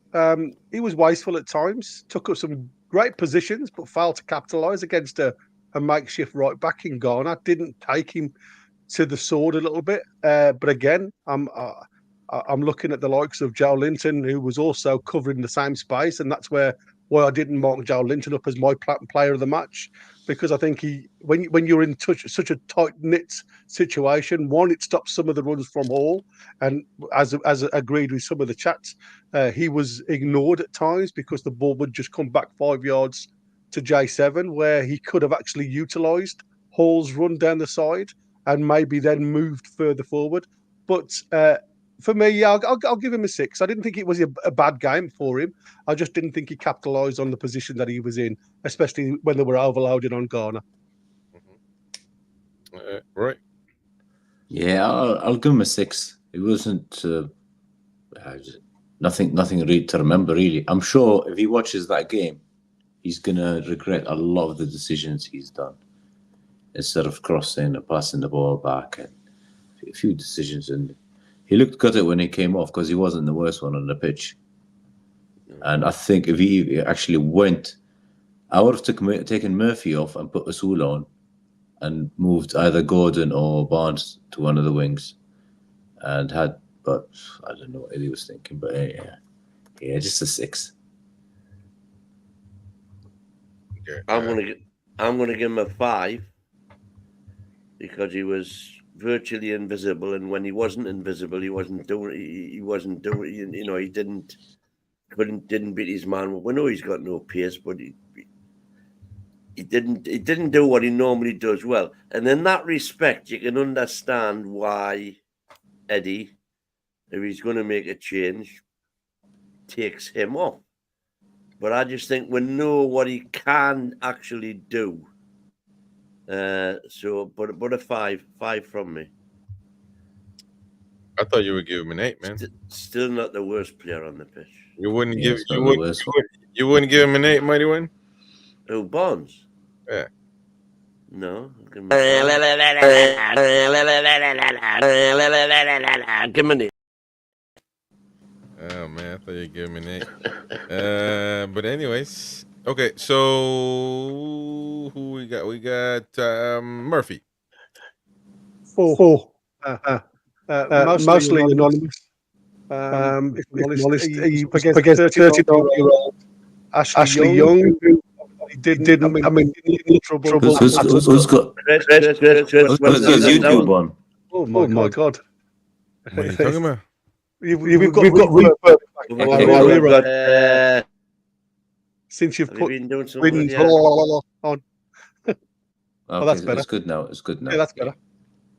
Yeah, so it was again. He didn't test the back line at all. Miscontrolled an easy ball across the box from about 7 yards out, which anybody at this level should be able to control. It went straight underneath his foot. He tried something different. You know, he tried to do things, but like I say, he was running into the same channels as Tonali. And again, like I say, it's easy to mark 2 players with 1 player when he does that. And that's what I said, I don't want to just blame Tonali, because at the end of the day, they're both given jobs to do. Now, if you're going into triangles and you need to bring width by coming inside, you're narrowing the centre of the goal, which is where we should be aiming shots at. So he needs to be out wide to create the space between the back 2. And because they've got 6 deep lying players at all times, it was a low block for them, mid to low block. So for me, you need to create as much width as you possibly could. And he just didn't do enough for me out on the wing. So yeah, 4 for me. All right, please, folks, hit the like button. We're not everybody's hitting the like button. Come on, help us out. Do it if you don't mind, so you can help us move forward. Roy. You know, when we say we start the game with 5 and then we evaluate as it goes. His passing, shocking yesterday. Passing the ball, the players marked and stuff like that, and then some strange passing to no one. And then there was that stupid pass that caused the goal that was disallowed anyway. That was his. So I'll give him a 3. Shocking. Usually, I was never happier to see someone leave the pitch and Elmeron to come on. So it just tells you. I was so happy to see Almiron again after that Murphy performance. I usually like Murphy because he's normally direct and sends the ball and crosses the ball and stuff. He wasn't even doing that yesterday. At some point, I remember there was 4 people near the box, and he just wouldn't cross it. And went back and passed it back to Trippier. So I'll give him a 3. Just go direct, man. Just have a go. Sometimes I think it's instructions or something. Don't cross it. But it doesn't matter. You can have a midget. Diego Maradona and Messi scored from headers. So just send the ball in the box and see what happens. Right. What's the difference between 5'9" and 6'1"? If your jump is high, you might still get that. Gordon got one yesterday. So just cross the ball. Instead of all that, pull the handbrake, U-turn, and pass it back. Ends up with the keeper after 10 passes. So yeah, I'll give him a 3. One of his worst, probably is his worst game this season. Just a 3 for 3 for me as well. Definitely his worst game this season. Yeah. And then the wild shot that he had. That, well, to be fair, it wasn't that, but it never looked like it was going to go in, and he was comfortably the worst player on the pitch, which was why the substitutions flummoxed us all, because how anybody else couldn't see that is beyond me. Right. 3. All right. And Anthony Gordon in the middle. I would like to have given him a 7 because of his endeavour and his commitment to the cause. Sometimes they only played up there running between 3 players at one point. But unfortunately, he missed the golden opportunity with a penalty. Never looked like scoring, and confidence faded quite rapidly afterwards. And he blazed that great chance over the bar when he was through 1-on-1 on his good foot as well. It wasn't even if it was on his bad foot. But he looked sharp when he came short, looked a bigger threat. But he was just too wasteful. So that was 6 for me for Gordon. Right. Without looking at the chances and the penalty, I probably would have given him a 7 or an 8. But the penalty and that chance, man. So yeah, I'll give him a 5. I don't know. Wow. Stick those 2 incidents out, he probably would have been a 7 or 8. But because of those, you'll have to punish them. Because if I'm doing this, start with a 5 and work it up. Evens itself out and just give him a 5. It doesn't matter. He's still probably one of our best players anyway. But 5. Well, 8 for me and man of the match, and that's despite the 2 glaring misses. Because without, if he put those away, he would have been a 10. Yeah. But he didn't. So 8 for me and man of the match. That shot for me is worse than a penalty. Because you should have at least hit the target from there. At least. It's just, why was it flying that high? It's probably still in the air now. Yeah. So, all right. Other than that, I mean, his overall play yesterday and his work rate was just second to none. Yeah. Gordon 5, behave yourself. Roy says Jordan 2 for life. All right, so substitutions. Let's take a look at substitutions. Windhoek says it's the full moon outside. I still don't see the sense though. He's talking though. Miguel Almiron, Joe Willock, Tino Livramento, Longstaff. Gary. I'm going to give Almiron 7. I thought he offered significantly more than Murphy. Had a couple of opportunities and great through ball for Gordon, who should have scored, and also should have scored himself if the ball through to him was a better pass from J7. So yeah, I'm going to give him a 7. I think he did really well when he come on. He looked willing to get in behind. He caused Ashley Young all sorts of trouble. Ashley, he didn't know whether to go tight or run off him. So no, I quite like what I saw from Almiron, and I think it'll be an unjust if Murphy gets in his spot next time we play. So I think he's done himself proud in this substitute performance, if I'm honest. Right. What about Willock, Livramento, Longstaff? Oh, you want me to do all of them? Yeah. For me, Willock. Oh, I'm gonna give him a 5. I mean, good energy off the bench, but again, body language to me, he doesn't want to work backwards. He only want to work forwards.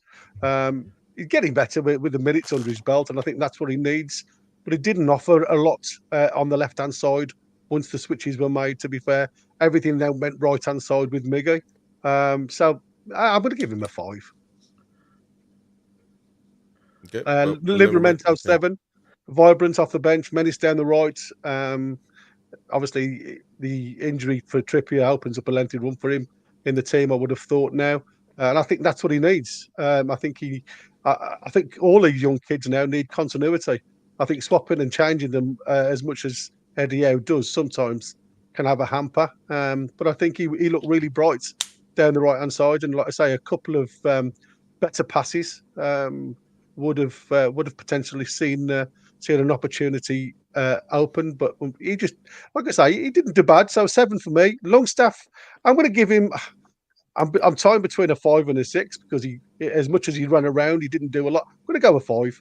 Barely involved when he come on, to be fair. Didn't really do anything in the attacking areas, and I thought some of those half spaces that he gets into on the right side of the penalty area, I thought would have been a perfect opportunity to see an end product from him, but didn't really try to get into that area this when he was on the pitch. So yeah, 5. All right, Roy, Miguel Almiron, Willock, Livramento, and Longstaff. So we had 4. Okay, so I wrote them down here. So I'll start with Tino, gave him a 7. Much better than Trippier when he came on. So I wish that sub happened 10-15 minutes early. Good, better going forward. Something different, bit of skill and pace. Willock, 5. I think he tried, and a couple of times he pushed the ball and trying to beat the man, and he couldn't. And so, that guy's been playing for 85 minutes, and you just came on, and you still can't beat him. So yeah, I'll just give him 5. Longstaff, when you replace Tonali, and Tonali's had a rubbish day, and I'll rate you less than Tonali. So Longstaff 5. Nothing really, is he? Anonymous. There was a ball that they passed it to him in the box, and he miskicked it, or miscontrolled it, and it just bounced and went to. I think it was either went to the keeper or went to one of the defenders. Can't remember. Poor guy. I think we're not going to see him there next season. I've got that feeling. Now the last one, Miggy. Oh, Miggy. I'm giving Miggy an 8. Wow. Because when you slate the guy all year and he's been absolutely dog shit, and he's fighting, he's training, he played against Wimbledon, he was the best man in that game, and now he came on for Murphy, and he was miles better than Murphy, and he should start next week, which is like, oh, what's wrong with me? But there you go. Miggy 8. Respect. I mean, if he came on 15 minutes early, probably him and Tino, we probably would have won the game. Just him. Even just him. Being the first sub, just see how it goes with just him instead of Murphy. Yeah, I mean, if Barnes stayed, Murphy came off, and Miggy came on. Yeah, same place on the right. Just and see how it goes. Yeah, but it's like and while Tonali was still on as well, so it's gone now. It doesn't matter. It's gone. But good on him. Hopefully we'll see him next game. And 8 from me for Miggy. Salute. Cornholio Bastardo. Willock 4 for me. Just, he was rubbish. Yeah. Tino 7. Agree. Yeah, did well. Miggy 7 as well for me. So there's a first. Roy scoring Miggy higher than me. Hey. And Longstaff, I've given him a 5, but I don't know why. Mm-hmm. Mine was for the mentality more than anything, because normally if you're the starter the whole time for like 2 years and suddenly he's dropped you, and then he brings you back after this, and those 10 minutes you were on, you were the best player on the pitch. So, yeah, so respect to Miggy with this crazy smile, a twat. So hopefully it starts next week or the week after. Roy has brainwashed you. You okay, must mate? be- Blink 3 times if you need help. there must be something in my vape. Yeah, man. You got the Qatar weed, man. They got you going crazy. All right, Mighty. Well, you Mighty when you already told us, didn't you? Or Yeah. yeah. Okay, the last but not least, Eddie? Edward Howe. Eddie Howe. So go on there. As much as I want to give him more, I'm struggling mainly for the substitutions. He obviously tried something different by playing instead of 3 in the middle by opting to play J7 on the left, inside left. So I'm going to give him a 6. He tried something new, didn't quite work, but like I say, his substitutions baffled me. Again, it's moving too many players around in the engine just to try and make it work. So to me, he's still not sure of who plays better where. And unfortunately, I think he's trying to force systems rather than let them just flow. And I think if you're going to make substitutions the way he does, with 2 or 3 at a time, you need to give the lads time to bed in before you change it again. You can't just expect somebody to come from left wing to centre, and then be substituted off. You might as well make the right choices rather than change the team around. So for me, a 6. Okay. Roy? 5 for me. The lineup was okay. And then we saw we could actually control the game and stuff. And then we missed the penalty. We went in the second half. And I thought maybe we'll do some changes here. I wanted to see Osula on. But then I wanted to see Osula coming on for Murphy. And then, because I didn't know Miggy's going to play like this. So I wanted to see Gordon go to the right. Osula goes up front. That probably after 55, 60 minutes. That's what I was hoping for. The subs again is when I saw Longstaff coming on, and just white flag again, which he's done. Sometimes we didn't look much better, did we, after the sub? So yeah, and it's not his fault we missed the penalty and stuff, but you can do things to change the game. Yeah, he hasn't. Oh, I mean, he could say no. Wait, hold on. He could say, well, where was the captain? Bruno. Somebody, you shoot the penalty instead of Gordon. He is the boss, so he could have. Yeah, done but the something thing there. is, when we got a full squad, our first penalty taker is Wilson. Second one is Isak. Yeah, but he can override all that, so he doesn't. It's not a written stone. Yeah, but that Gordon could have easily kicked that ball in the middle or to the left, and we would have scored. Yeah. We wouldn't have even had this conversation. So a penalty is a penalty. Yep. So if it was me, I would have blasted it in the middle. When you're nervous like this, but it's easy to say after the game, because before he took it, I was telling the guys, like, I'll just hit it down the middle, and then suddenly he saves it, and yeah, but forget the penalty. It's the subs and the way we just wasteful. I'm sure he'll be watching the game now and he'll be thinking, I should have put Osula on, or maybe done that thing. He got lucky with Murphy and Miggy, the swap, because it was an upgrade at that point. So I don't know. Next game, are we going to get Miggy and we get the old Miggy, or are we going to get Miggy continues from this, and then Murphy, who plays good in some games and then disappears, and we don't know, man. But now, because Miggy's played 2 good games, he should start the next one. Right. All right. Mighty Wayne. Yeah, sorry about that. I've just had the next door neighbour banging on the door. There's some excitement going on up the street. Oh, no doubt. Okay, man. No, hey. Has she gone to your bedroom waiting for you to finish the show? What are we doing now? Are we marking Eddie Hey, Howe? man, you do what you Eddie, need to do, aye. Sensei. Sensei's in the building, man. Bonani. Yeah. I was still marking Eddie Howe, man. Eddie Howe. Eddie Howe. Yeah, man. 3. Oh, 3. look at the I Mighty just Wayne. thought, I cannot be bothered with all that. and that's despite me saying, I suppose that is a bit harsh, but you know. But anyway, I've done it. you know, that was our best performance of the season, which obviously is down to the side that he picked and started with. But the two events for me which prevented us getting all 3 points yesterday were the penalty and the substitutions. And I think Eddie blundered in both of those. I don't think he should have let Gordon take the penalty. And the substitutions were just mind-blowing. I just couldn't understand any of them,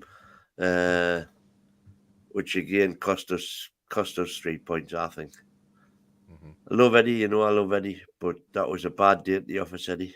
Bad day at the office. There was a golden opportunity there for 3 points, and we blew it. Well, blew it. Anyway, okay. Late subs a lot, doesn't he? He does it sometimes. He waits, and then you can see Murphy's gone. You could see, again, you could see after half an hour. Half an hour at the most. That Murphy wasn't up to scratch. Against the 40-year-old. Why wait till any time, you know what I mean? Hey, Jordan 2 for life, man. Telling you to go to bed. You've lost the plot. I forgot to say, actually, Miggy crossed with his right foot as well. He did. Indeed, he did. Absolutely, he did. Yeah. That's good. I got slated in the bar yesterday. It was good, man. All right, let us go with some comments to finish up the show. Tiger Studios. Also, what's the point in Osula coming? Can't even come on to change it a bit. Niall, if we have a stinker on the Tiger Studios, by the way, but I agree with him there. If we have a striker on the bench, ain't gonna use him when we needed a goal. He may as well be out on loan. As when Isak and Wilson are back, he won't get a kick. Beer Viking, penalty takers should have been organized by Eddie before the match, knowing Gordon was facing somebody who knows his game. Yeah. Ooh, Brian Quinn. We have been fortunate with the good results this weekend, so a bit of good luck, says Brian. Only dropped one spot. Stephen, mid-table is a bit extreme, to be honest. 14 on target and 14 shots, 3 on target. 3 on target. So 3, just 3. And 17% possession, 73% possession. I was happy with the last 2 games. He's talking about the Alan Shear City comments. Game. Niall says the next 6 games are like cup finals for Eddie. If we hardly get any points, he won't last. Tiger says Tonali is good for 90 minutes for Italy, but not for Newcastle. Make it make sense. Alan Thompson, don't worry, Gary. Osula will be ready in 10 years' time, and his value will be 30 million. And we'll sell him for PSR reasons just when he is in his prime, learning off Wilson. Niall, he celebrated because subs shut the game out for a draw. I guess Eddie's going on Eddie's comments there. Alan says, Gary Bergkamp for Arsenal said it. It took him a full season to get used to the away grounds in England. It's unique. It's unique as his imp. Huh? His imp? In his opinion. In his opinion. Oh, is that what it is? In my opinion. I think he's on about Bergkamp's opinion. Yeah, but I mean, not everybody's the same, though. I mean, we tend to use these examples as if everybody's the same, but they're not. Foxy, who's that last one with Miggy? Oh, no, we read that one. David Patterson, I wasn't massively impressed by trips. I think he lost the ball every time he touched it. James Cuff, Miggy is a 10. He's played like that his whole life, other than Newcastle. So, Stephen Harker rather play Daryl the Barrow than Miggy. There you go, Daryl the Barrow, whoever that is. Barry Viking. Newcastle fans are so conditioned to give him Miggy hate, and Murphy gets a free ride due to it. Ooh. Dirty 2 for life. Watch Gordon score the winning goal last game of the season and relegate Everton. They win the fight, but not the war. Love it. Win the battle, not the war. There you go, though. That could be a good one. David T, based on that game, Miggy's better than Murphy. But then it could easily be reversed. they are both equally not up for it. I agree with you. Yeah. Waldo, front three, February 1st, Gordon, Lewin, Isak. Okay. Not sure. Gordon Lewin. I would love it if we get him. Alan Thompson, lads, do any of you regret we sold Chris Wood? No. No, that was pointing that we discussed in the bar last night. Yeah, Not we never sure. crossed the ball. We never crossed the ball. Well, I mean, that is true. That is a fact as well. We never really... No. Gary, your microphone's off. We saw enough of Chris Wood, despite what he's doing at Forest and despite what he did at Burnley. Chris Wood was no good for our system. No bueno. No All right, bueno. Waldo, Trippier doesn't want to be here.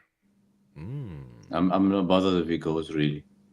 His legs are gone and he's not going to get any younger. And don't expect Trippier I don't think that's true, 2021. though, that Trips doesn't want to be. I don't think that's true. Yeah. Well, if he's asking to leave, though, man, what else do you need? Well, That's all the newspaper stuff. Where did it say he's asking to leave? No, for me, nothing to do with leaving or not. It's just his legs seem gone. Well, against City, he played great, so it's not the same one from 2021. All right, Beer Viking, we don't do triangles on the right because Murphy can't do it. Needs Miggy's movement and passing for that. Damn. Yeah, Miggy's better than him doing. Jody Team for Life. Tonali would be my choice for corners and free kicks. Yes. And Lewis that's Hall, him and Lewis Hall. interesting. Yeah. Beer Viking, Burn is awful on corners. Shar is the man for scoring from corners. I don't know about that, though. None of them score anyway. Yeah, well, that's true, too. No, Shear scores more than Burn does, but not necessarily directly from corners. Yeah, Waldo, Hall is better. Burn with keeps less going to the defensive far duties. post anyway. So in case the ball's coming, send it back that's into the his thing. job to send it back over.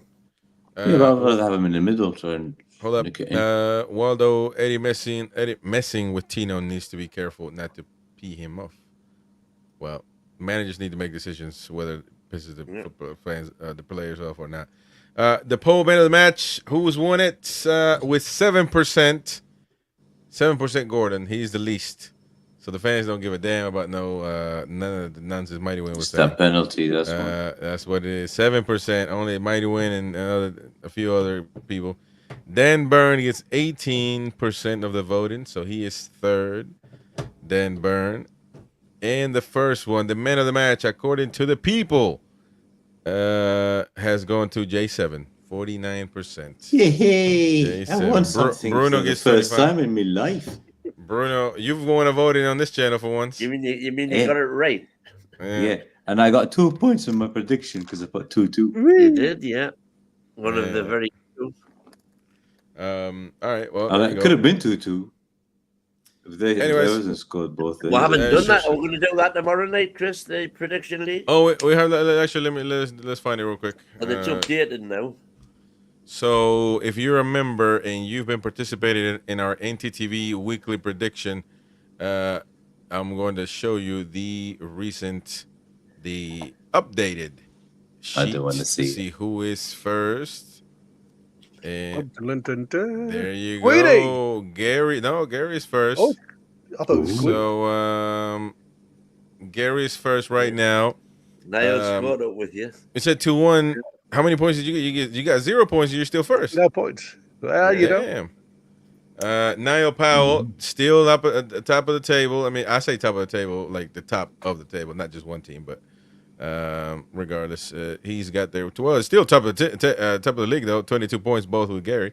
Jordan Tim for Life, 21 points. Jordan Tim for Life. How did he get up there? Oh, he did get the score against Man City right, so maybe that helped him. Yeah, that's what it is. And then Queenie, Champions League, Queenie. That's all you need, baby. Champions League. 20 points for Queen, and yours truly right there. See, my game is just stay right there within arm's length, man. And then at the end of the season, bang, like a python, just strike and take it over. So I'm there. Ian Fleming, 19 points. Elias Tobias, 19 points. Did get 2 points from this result. I got nothing, did I? No. Beer Viking, 18 points. George Eaton, 17 points. DX, 16 points. Harry Austin, 16 points. Key 88, 16 points. Hells Hussar, 15 points. Amrit, 14 points. All the way down to Ben, Jamie, Antagonizing Jordy, Stephen Rock the Toon, all with 14 points, sorry. And then you got... I got 2. And I'm out of relegation. Yeah, you got Josh, Mighty Win, and RG Fox with 13 points. And with 12, you got Mighty Mag, Ulfer, Steve McCullough, and Roy Caviani. Ronald Turnbull and Andy sharing 11 points. Ronald didn't get none this weekend, so Andy did gain 2, a little bit at a time. Paul got 10 points, didn't get none this week. Marky and UFC for another week in a row. Marky, something going on, bro. You better let us know. What's happening? Well, don't let us know. Just tell us your prediction. Beard says he got 2 points. Beard, you got 2 points, mate. You got 6 points, so you got a lot of catch up to do. Trolls 5 points as well. Brian Scott disappeared. Jonathan Shaw 3 points, and Foxy only 2. Of course, didn't get none this week. Anyways, you can give memberships away, and maybe Foxy will get one, and he'll compete for a month. And then he can catch up. That's one way of doing it as well. But you have to keep your membership. The longer you leave it, the harder it is. That's right. So there it is, ladies and gents. Look at that. Chris, you either know football or you don't, says Jordan for Life. I'm right there, though. I'm right there. I'm 5th, baby. 5th. I'm UEFA. I changed my prediction twice in the last 5 minutes. That's what's wrong with you, though, man. That's what's wrong with you. And then both of them were right before I changed them. Convictions, man. Maintain your convictions. Anyways, so we're looking now for Brighton predictions. Brian Scott doing hard time. Beer Viking, you must know something. You must know something. I'm gonna go 2-1 win from now. But like Niall Powell is saying right there in the chat, it's a long season, baby. Long season. Never judge your painting when it's all finished. Yeah. Look at Beer Viking. Win has said to Gary. I will make the scoring system to work for you, and then we can split the winnings. Yeah, it's a perfect system. It's a good system. That's a good one. Anyways, folks, we'll be back tomorrow. Breakfast show, and then the nightly show on Mondays, the usual Mondays. So stay tuned for more. And thank you so much for your support. Hit the like button. Check if you hit the like button. Come on, man. Hit the like button. We need it. Anyways. Thank you so much for supporting NUFC Talk TV. We will see you in the next one, folks. Cheers. All right, now. I'll wear the lads.